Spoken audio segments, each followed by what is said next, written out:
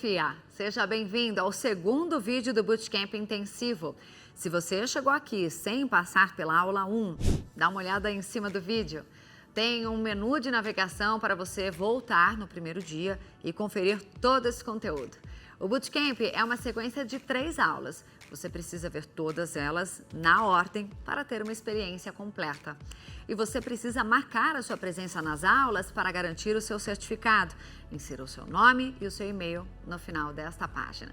Hoje você terá uma aula com os melhores momentos de aulas incríveis de alguns dos professores mais renomados da FIA, como Eugênio Mussac, autor best-seller em gestão de pessoas. Carlos Honorato, professor e comentarista econômico. Gilberto Guimarães, colunista e autor de importantes livros. Luiz Guedes, especialista em inovação aplicada aos negócios. Joel Dutra, coordenador de programas de estudos de gestão de pessoas.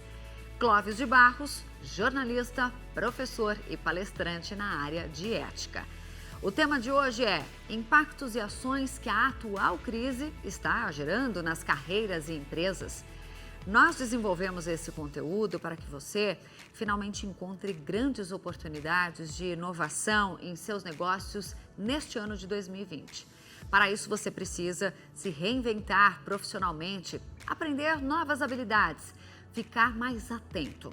Afinal, são muitas mudanças acontecendo ao mesmo tempo e em uma velocidade inédita. Se você quer manter a sua carreira e a sua empresa relevantes, é preciso fazer algo. Neste cenário, os profissionais mais acomodados tendem a ser eliminados naturalmente pelo mercado. Você não pode ser um deles. É por isso que a FIA Online está preparando uma surpresa imperdível para todos os participantes do Bootcamp. Ele é um presente muito especial, principalmente para empreendedores que desejam tornar os seus negócios mais inovadores e eficientes, profissionais que estão migrando de carreira ou se recolocando e precisam se destacar no mercado de trabalho, profissionais que estão mirando cargos mais elevados e precisam estar preparados para desafios mais complexos. E, claro, os diretores de empresas de todos os tamanhos que necessitam de uma nova visão do mercado para orientar os seus times. Eu vou revelar mais detalhes desse presente no final da aula de hoje, então fique atento. Muito bem, agora vai começar a sua segunda aula. No final dela, nós vamos nos encontrar de novo para eu dar alguns spoilers sobre o seu presente.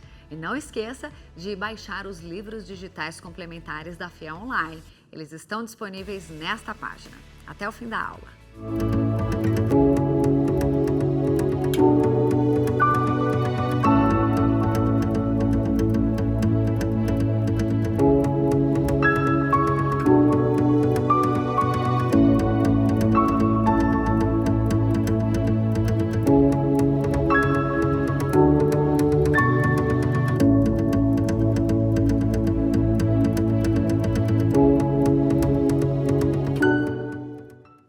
Eu sou o professor Fabiano Cachito e essa é a segunda aula do Bootcamp FIA Online. Na aula anterior, nós falamos sobre esse momento de intensa transformação, de intensa mudança pela qual o mundo vem passando. E começamos a falar também sobre qual é o perfil esperado pelo mercado do profissional que vai atuar neste novo mundo. Quem é esse novo profissional? Bom, o que nós vimos até agora é que ele tem que ter uma atitude protagonista, tanto na empresa quanto na sua carreira, né? Os desafios surgem o tempo todo e ele precisa lidar com esses novos desafios. Quanto mais capacidade ele tem de lidar com cenários que mudam constantemente, quanto mais ele tem competências para lidar com essas mudanças, mais valorizado esse profissional é no mercado. Então, aqui nessa segunda aula, nós vamos aprofundar esse tema, né? Nós vamos falar um pouco mais sobre como você se prepara para esse cenário de intensa mudança, né? Como você planeja a sua carreira, planeja o seu desenvolvimento para que você possa ser um profissional desejado pelas empresas, né, e que continue crescendo profissionalmente. Então nós vamos ouvir um trecho do professor Eugênio Mussac, que é um excepcional professor, uma referência no assunto de carreira, né, que vai falar assim, profundamente sobre a questão da estratégia de carreira. E já que estamos falando de estratégia, nós vamos seguir nesse tema com o professor Carlos Honorato, que é um professor que eu tenho o grande prazer de já lecionar com ele há muitos anos aqui na FIA, que vai falar sobre a importância da estratégia para as empresas e para os profissionais, porque para ele, né, estratégia é tomar decisões a todo momento. E é realmente isso que a gente vai ter que fazer, tomar decisões a todo momento para redirecionar as empresas e a nossa carreira. Então, fique conosco e assista esses vídeos e daqui a pouco eu volto para comentar com você.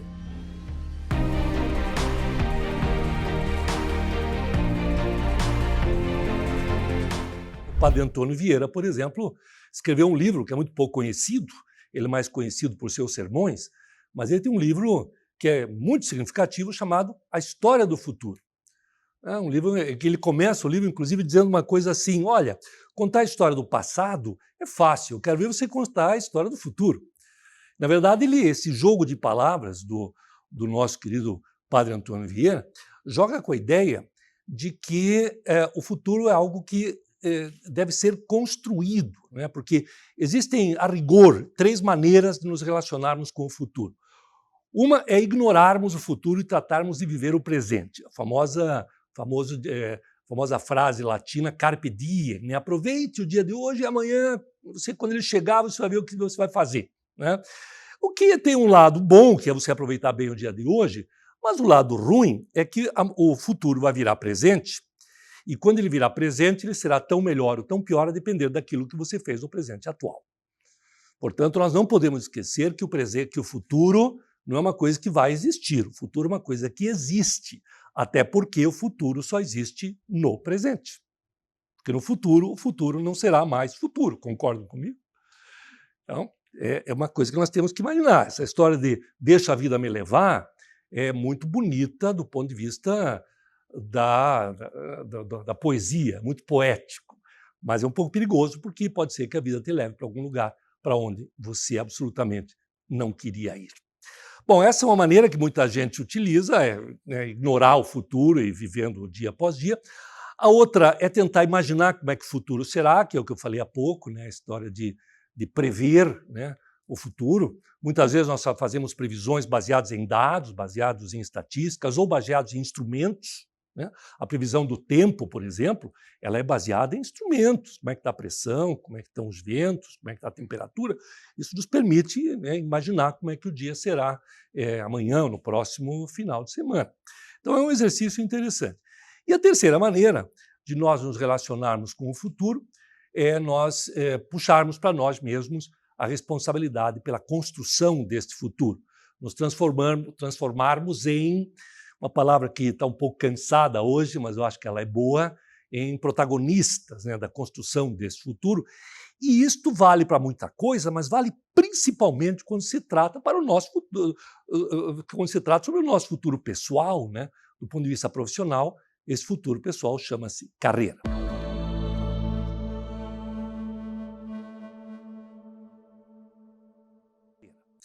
O primeiro elemento que eu não posso não trazer aqui é uma recordação do que é pensamento estratégico, né?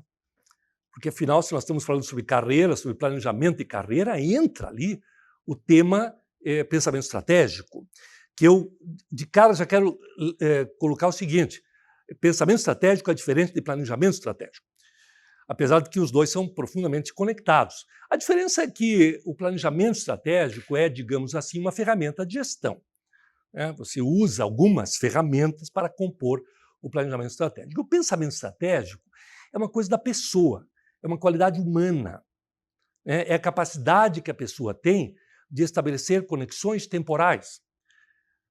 Se você me pedisse uma definição, eu diria: olha, pensar estrategicamente é conciliar,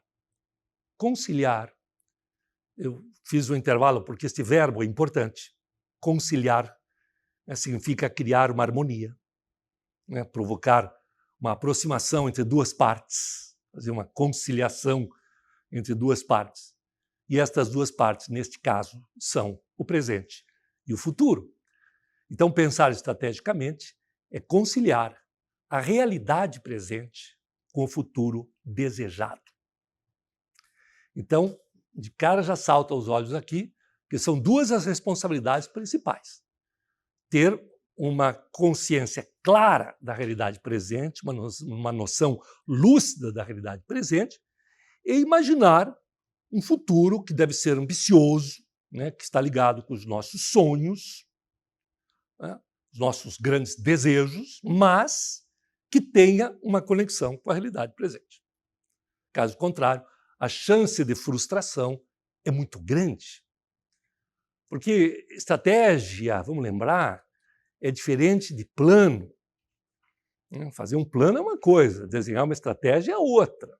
Estratégia engloba o plano, né? Porque a estratégia leva em consideração esses três elementos que aparecem aqui na tela neste momento.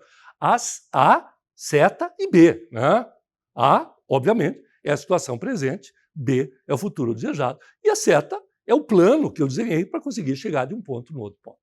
Então, isso eu fiz questão de começar esta aula sobre planejamento de carreira com este ponto, porque é comum que se confunda o planejamento de carreira com simplesmente fazer um plano, elaborar um plano, sem levar em consideração, digamos assim, as duas cabeceiras da ponte. Primeiro nós temos que fazer as cabeceiras da ponte para depois colocar a ponte. Né? Isso vale para nós como pessoas e vale também para as empresas. Ora, as empresas todas, as empresas, independente do tamanho, da idade, da área de atuação, fazem os seus encontros de executivos, chamados encontros de planejamento estratégico. Né? E nesses encontros se analisa isso aqui. Agora, um pouquinho de experiência de já ter participado de dezenas de reuniões de planejamento estratégico em vários tipos de empresas, eu acabei percebendo um detalhe muito curioso. Os executivos das empresas, os donos das empresas, os diretores, todo mundo, tem mais facilidade para falar sobre o ponto B do que para analisar o ponto A. Por quê? Porque é muito bom sonhar, né, gente? No sonho cabe absolutamente tudo. Agora, aqui significa fazer um exercício de autoconhecimento. Nós não podemos esquecer que todas as linhas de psicologia trabalham com exercícios de autoconhecimento. O bom plano tem 3 características. Primeiro, considera o maior número possível de variáveis, uma vez que todas não dá. Variáveis são mudanças que vão acontecer. Né? Segundo, o bom plano é aquele que considera a existência de recursos disponíveis. Às vezes faz um plano maravilhoso, na hora de executar não tem dinheiro, não tem pessoas, não tem tecnologia, não tem tempo. E a terceira característica de um bom plano é a possibilidade desse plano ser mudado durante a execução. As boas estratégias são essas, que podem ser moldadas à medida que for sendo executado. Bom, então aqui são elementos aí clássicos, não quero mais perder tempo neste momento, nesta aula sobre isso, mas sugiro que você se aprofunde um pouco nesse tema.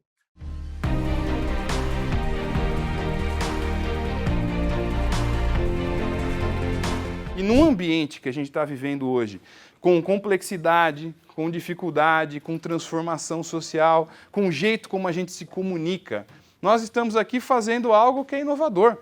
Quando a gente começa a fazer algo inovador, há riscos, mas há riscos e há oportunidades. Então, tomar decisões é fazer escolhas. É escolher para onde eu vou e para onde eu não vou. Isso é na empresa, isso é na carreira. Muitos de vocês aqui estudam carreira, estudam como as pessoas agem na carreira, planejam carreira.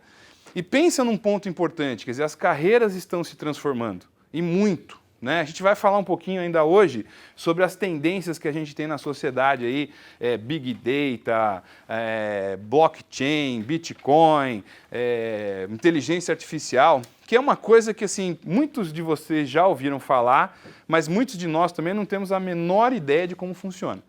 Eu sei o que é Big Data, agora pergunta se eu consigo fazer uma análise Big Data. Isso é difícil, né? E a gente começa a observar as carreiras, o jeito que as pessoas trabalham.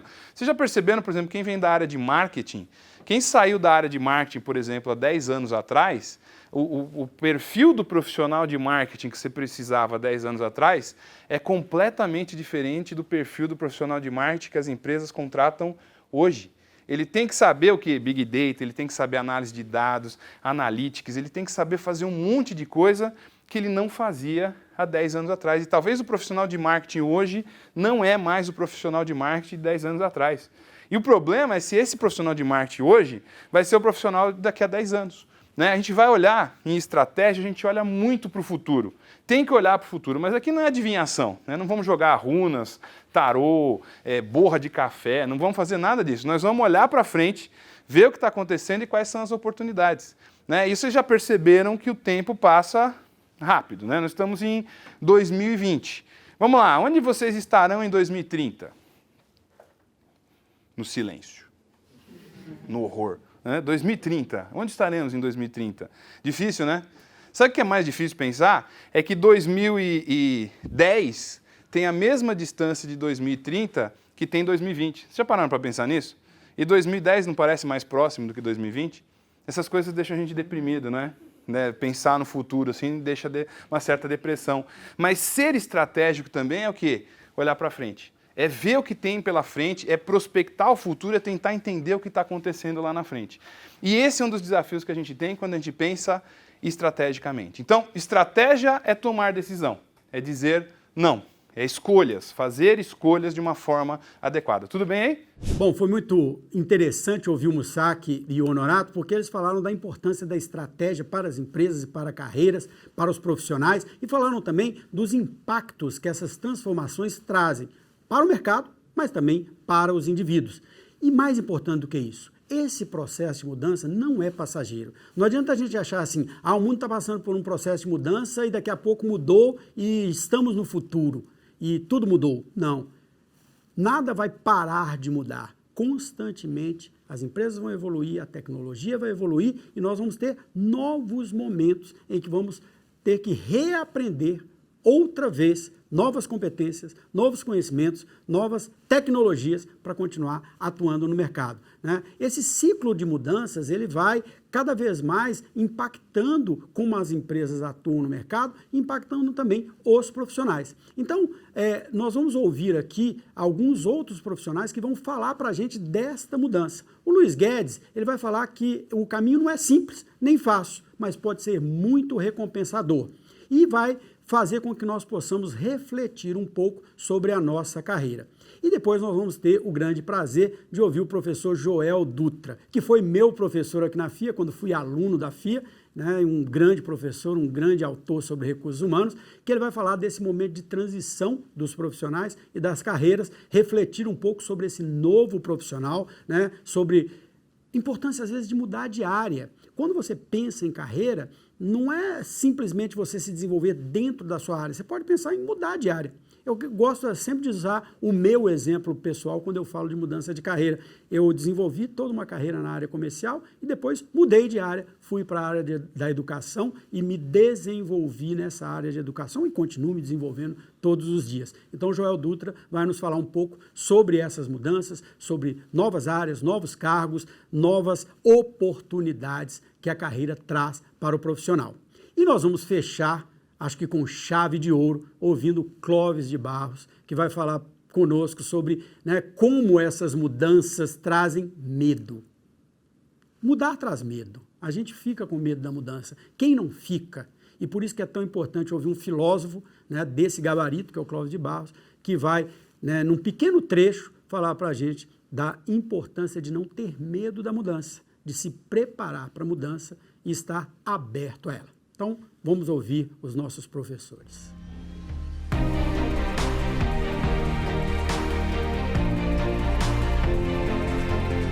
Esses novos tempos pedem novas organizações, novas empresas, e que exigem novos líderes, novos profissionais, mais inovadores e mais criativos. Quem são esses novos profissionais? Qual é essa nova estrutura? As empresas se organizavam copiando os modelos de organizações humanas que haviam dado certo. E esses modelos, basicamente, eram os modelos baseados no conceito de subordinação, né? Na verdade, as empresas copiavam os exércitos e as igrejas. No exército, a subordinação era imposta pela disciplina. O superior tem autoridade e comando, manda quem pode e obedece quem tem juízo.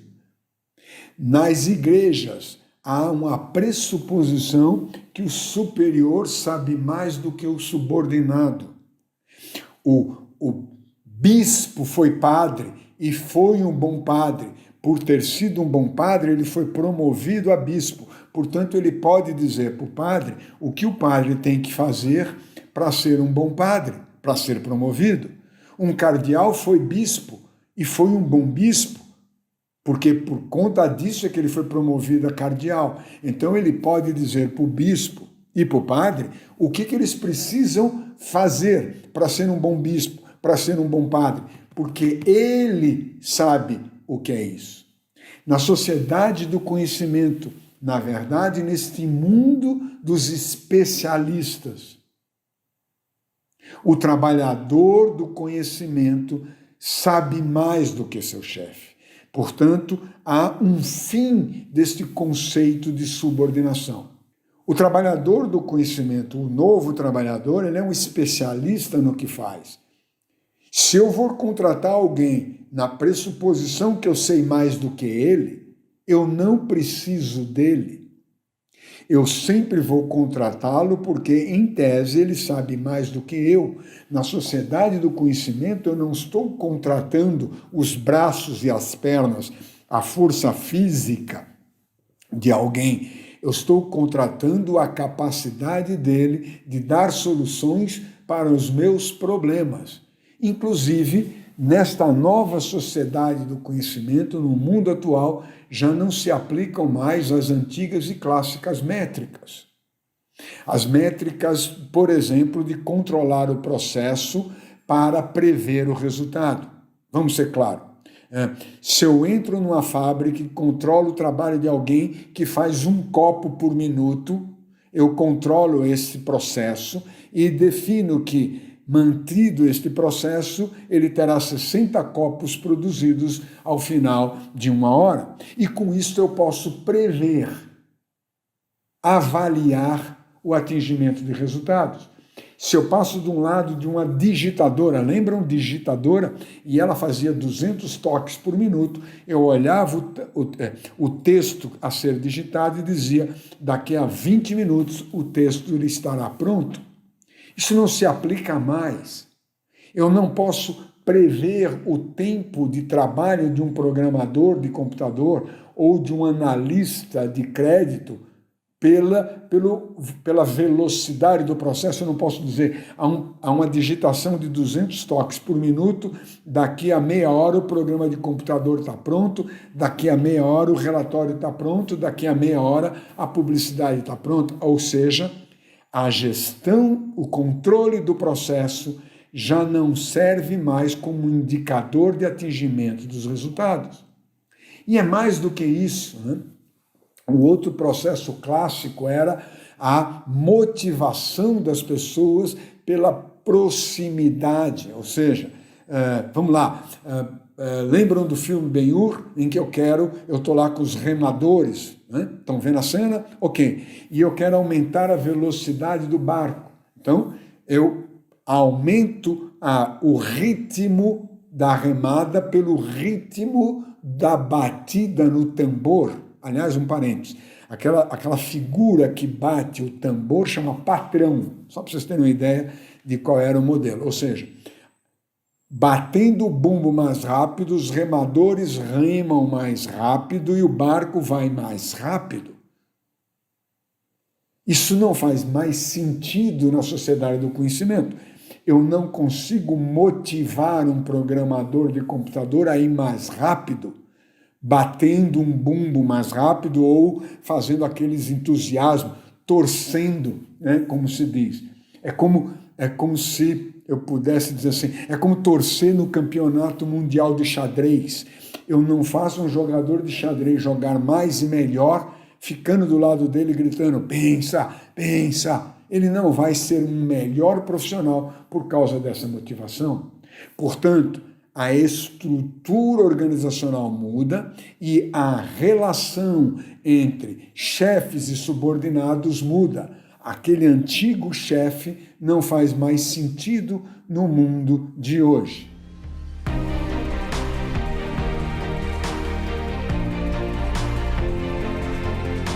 Então, modelos ultrapassados levam a decisões ruins. O que você está fazendo aqui, eu espero que você continue fazendo isso para o resto da sua vida, é o lifelong learning. A gente precisa encontrar caminhos para atualizar os nossos modelos mentais, para pensar, para tirar as ideias antigas, tirar as certezas e pôr dúvidas. A dúvida movimenta, a certeza imobiliza. A certeza é o pior inimigo do conhecimento. Quando você tem certeza, você para. Quando você tem dúvida, você vai adiante. Então, a sua idade não reflete o quão novo ou quão velho você é, mas sim o número de certezas que você tem. Você é mais velho na medida em que mais certezas você tenha. Pois bem, turma, veja assim, esse próximo slide em que você vê o Robocop, a distância entre o Robocop e um cavaleiro cruzado é de 500 anos, cara. E você vê o Robocop com essa cara de mal, barriga tanquinho, trabuco na mão. Olha o cavaleiro cruzado, cara de mal, barriga tanquinho, trabuco na mão. Cara, é impressionante como a gente é preso ao presente. Como a gente é preso às nossas circunstâncias.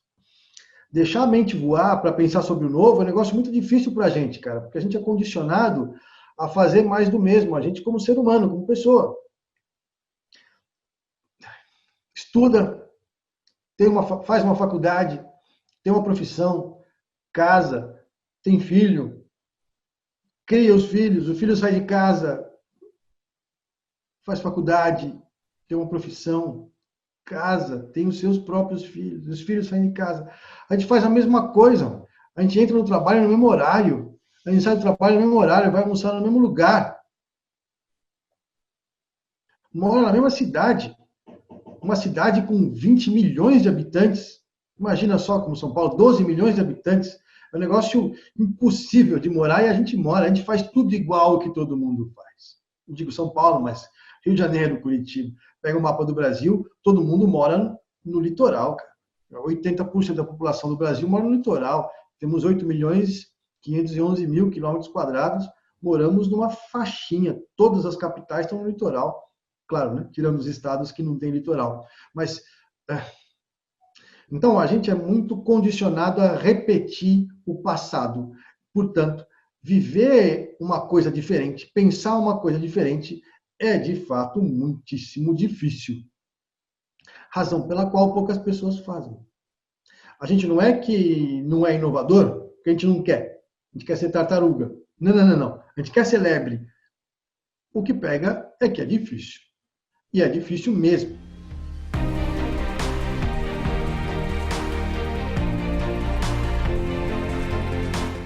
Na mesma trajetória, porque eu estava olhando para dentro da empresa. O meu cliente em finanças, depois era o meu cliente em TI. Ou um engenheiro de produção que entra numa organização como engenheiro de operações, depois vira engenheiro de manutenção, engenheiro de processos, ele está na mesma trajetória. Embora em cargos diferentes, o trabalho dele é um trabalho de mesma natureza. Nós percebemos ao longo das nossas pesquisas que raramente as pessoas mudam de trajetória de carreira. E elas não mudam de trajetória de carreira tão facilmente por conta de que sempre que há uma mudança de trajetória de carreira, a gente está vivendo uma transição de carreira, uma transição de identidade profissional. Nós desenvolvemos uma identidade profissional dentro da trajetória que nós elegemos. Por isso que, normalmente, quando as pessoas transitam, elas sempre transitam em cargos dentro da mesma trajetória, ou se mudam de empresa na mesma trajetória, e mesmo mudando de país, mudam na mesma trajetória. né? Sempre que a gente muda de trajetória, então a gente tem essa mudança de identidade profissional, e isso traz um estresse psicológico muito forte. Alguns teóricos associam esse estresse psicológico a uma separação conjugal, né? Eu já mudei 2 vezes de trajetória de carreira, mas nunca me separei, então não posso dizer para vocês se é semelhante ou não, mas dói muito, né? E por doer muito, os pesquisadores conseguiram identificar 4 fases típicas desse processo. Uma primeira fase é quando você decide fazer a transição de carreira. Ela é sempre uma decisão difícil, porque você está saindo da sua região de conforto e vai enfrentar o desconhecido. Mas muitas vezes isso ocorre porque você não vê mais perspectiva na trajetória que você abraçou, né? Então é o momento de fazer essa transição. O segundo momento, talvez seja o mais difícil, porque ele é basicamente emocional, é o momento em que você tem que renunciar à sua identidade profissional. Você não é mais aquilo, aquilo não te pertence mais. E a hora que você faz essa renúncia à sua identidade profissional, você naturalmente entra numa terceira fase, que é uma fase onde você sabe o que você não é, mas você não sabe o que você é, porque você não consolidou ainda uma nova identidade profissional. E essa fase é terrível porque você fica sem chão, né? Nós chamamos essa fase de limbo, né? A quarta fase é quando você começa a consolidar a sua nova identidade profissional e você percebe, então, que você não tem todos os conhecimentos, todas as habilidades necessárias a essa nova fase da sua vida profissional. E é muito comum a gente se sentir incompetente, a nossa autoestima cai. Não é incomum as pessoas terem uma leve depressão nesse processo. Se eu pudesse criar uma imagem para vocês, é como se a gente estivesse numa piscina, todo mundo nadando crawl, borboleta, costas, e você nadando cachorrinho, quase se afogando. Essa é a sensação que a gente tem nesse momento. E por que eu estou trazendo isso para vocês? Porque quando um profissional técnico, um profissional funcional, vai para a carreira gerencial, ele está fazendo uma mudança de identidade profissional. Por que que a posição gerencial não é uma continuidade natural da carreira de um profissional técnico, de um profissional funcional? Porque o que caracteriza o gerente não é o fato dele liderar pessoas. O que caracteriza o gerente é o fato dele estar gerenciando recursos escassos dentro da organização. E, portanto, o que caracteriza um gerente é o fato dele estar na arena política da organização. Então, vejam, eu posso ter uma pessoa que lidera pessoas, mas não está na arena política da organização, né? Porque ele não está disputando recursos. Quem disputa recursos é o gerente dele, é uma pessoa que está acima dele, embora ele lidere operacionalmente ou lidere tecnicamente um grupo de pessoas. E eu posso ter um gerente que está na arena política e não necessariamente ele tem subordinados diretos, né? Mas provavelmente ele lidera por influência, ele vai ter que influenciar outras pessoas que não estão necessariamente subordinadas a ele. Então, sempre que a pessoa assume uma posição gerencial, ele vai para a arena política e, claro, tem o exercício da liderança, ou uma liderança hierárquica ou uma liderança por influência.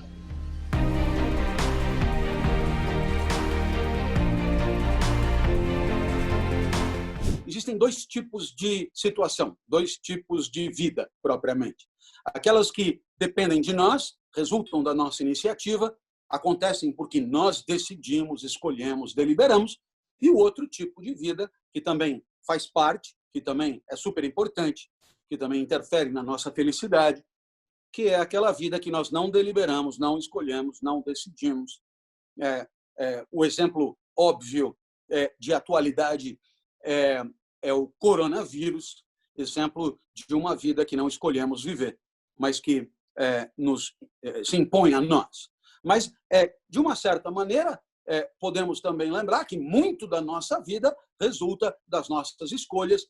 Há sempre 360 graus de caminhos possíveis para percorrer, há sempre muitas possibilidades que, por sua vez, levam a tantas outras possibilidades, numa espécie de progressão sem fim. E, assim, cada segundo da nossa vida tem um pouco de escolha, de decisão, de deliberação, como é o caso desta palestra que estamos ministrando aqui, dessa aula para vocês. Por essas e por outras, qual é o primeiro degrau? Epicteto dirá a imensa maioria das pessoas, isso pode parecer estranho num primeiro momento, a imensa maioria das pessoas prefere apostar na vida que não controla do que na vida que controla. A imensa maioria das pessoas prefere acreditar e torcer pelo acaso, pela sorte, né? É o sucesso da astrologia, do tarô, dos búzios, das loterias, dos jogos de azar e assim por diante, né? É o sucesso de você colocar as coisas nas costas dos outros, é o sucesso de responsabilizar os outros e tirar dos próprios ombros a responsabilidade pela escolha e suas consequências. Apenas um pequeno pedaço da população, um grupo de pessoas restrito, prefere arregaçar as mangas e fazer acontecer aquilo em que acredita, aquilo que gostaria que acontecesse. Poderíamos dizer que Epicteto é o primeiro da história do pensamento a falar, sem usar o termo, claro, a falar em espírito empreendedor, propriamente.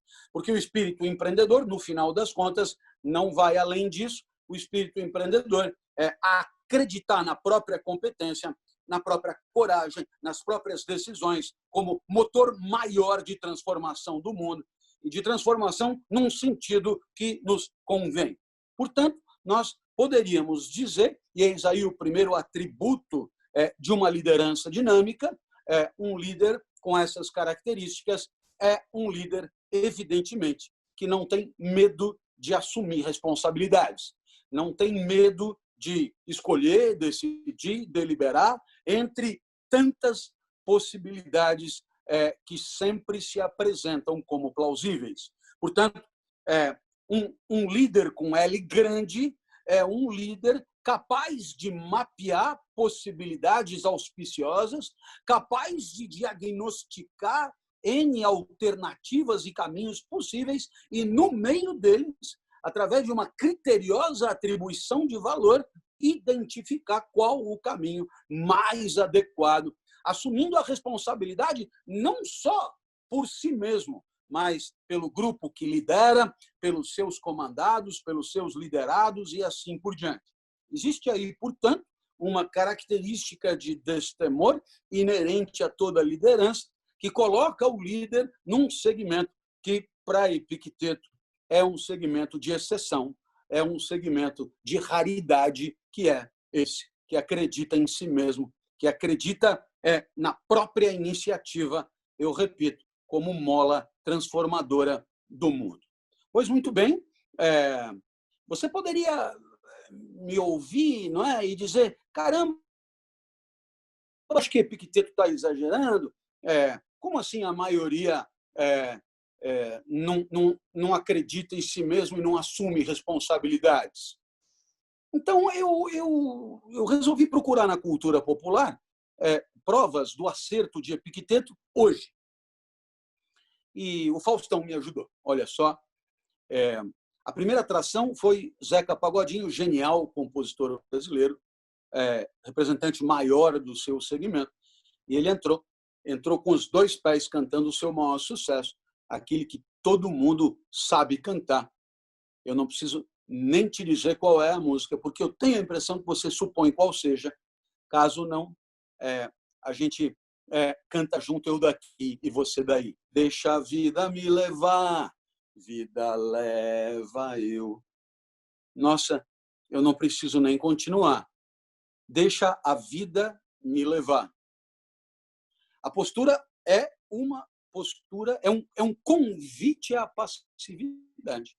É um convite a entregar na mão daquilo que ele chamou de vida, mas que, no final das contas, é a parte da vida que você não controla, é o acaso, né? A responsabilidade por encontrar os caminhos mais adequados, né? Então, você percebe claramente que quem fala deixa a vida me levar não é aquele perfil que arregaça as mangas e diz, não, peraí, deixa a vida me levar não, sou eu aqui, sou eu que decido, eu que escolho, eu que delibero, eu que faço acontecer.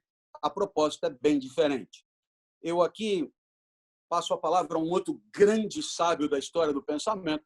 Esse não tem como você não ter ouvido falar, é Aristóteles, pai fundador de quase todas as ciências que você conhece. E Aristóteles, então, se fosse perguntado sobre uma liderança adequada, e os termos são outros, mas ele falou certamente de governantes legítimos, justos, e ele não tem dúvida em responder o seguinte: um líder, ele merecerá nosso aplauso e exercerá legitimamente a sua liderança se e somente se ele conseguir proporcionar a todos que com ele se relacionam uma vida melhor, uma vida boa, uma vida feliz.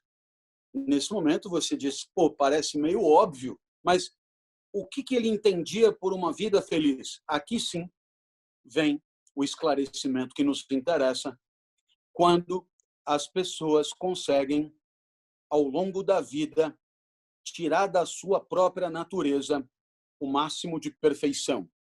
A vida durante o trabalho tem a chance de ser feliz. E assim você não precisa esperar happy hour fora do trabalho, no bar bebendo.